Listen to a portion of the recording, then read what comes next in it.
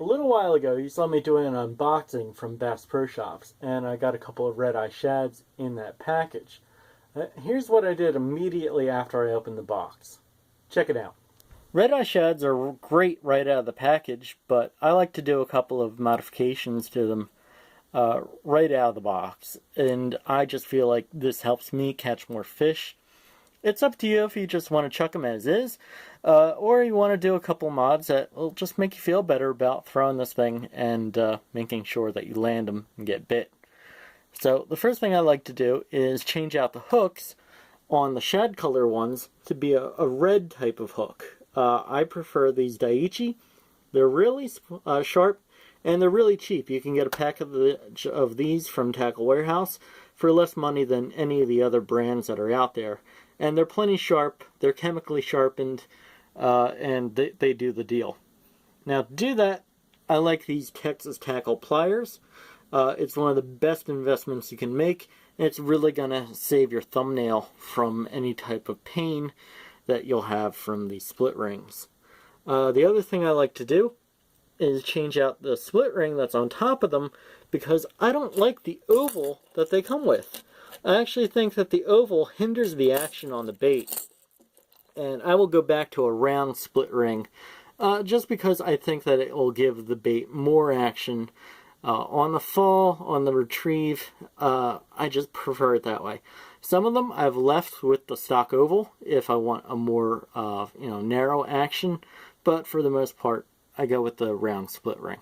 So here's what I do. The oval split ring, get out of here. You're done. Put the round one on, you're ready to wobble. When you replace the treble on these lipless baits, you always want to make sure that the bottommost hook point is riding downward. And the reason for that is so that way the hook tucks up against the body, and that bottom hook is the most important one because typically that's the one that the fish is going to get in its jaw, in its mouth, whenever you're pulling this through the water. So that bottom hook riding downward, very, very important. Make sure that when you're putting it on the split ring, it's hanging in the right direction. That's how they come from the factory, and that's how you want to put them back on.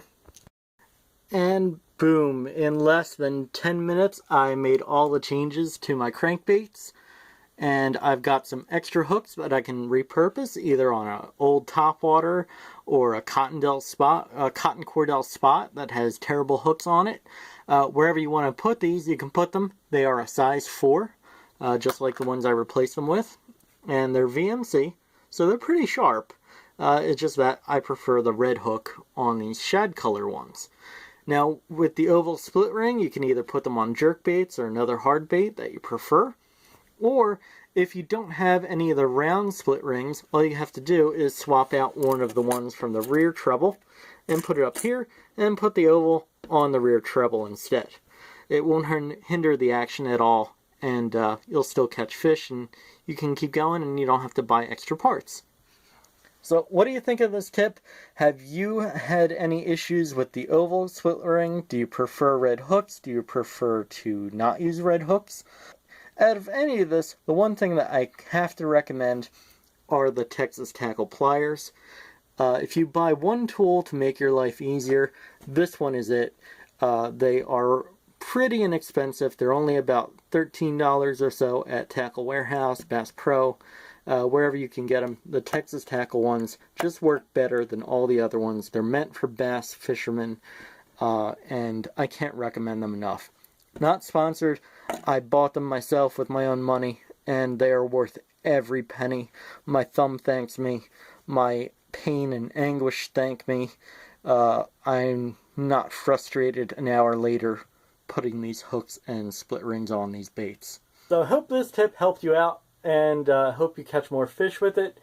If you have any questions for me about what I did or why I did it, leave them in the comments below. Good luck, and I'll see you next time.